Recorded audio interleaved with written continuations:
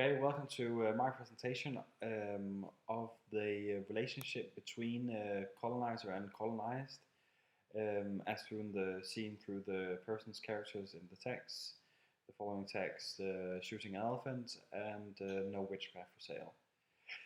To take the first text, shooting an elephant, it really zeroes in on a male protagonist who he's Indian. He's a police officer in Burma. The British Empire colonized India. Thereafter, they colonized Burma and used Indian citizens to control, impose British rule on the Burmese people.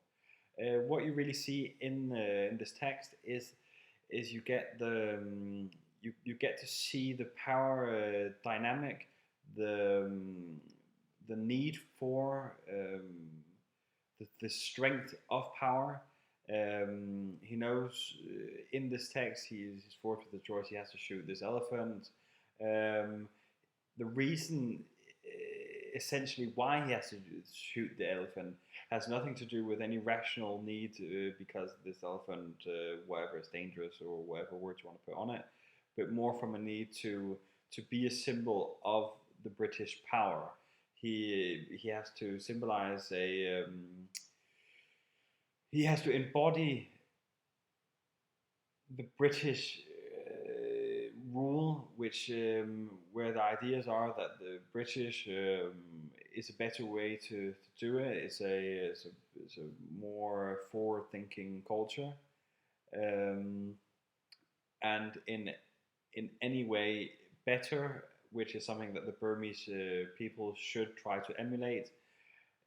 Therefore, when he is put in a position where he can choose between showing strength or showing weakness, it becomes sort of an out-of-body experience for him, because it's not his own choices, but he becomes a symbol of this British power, and therefore has no choice but to show power and shoot this elephant.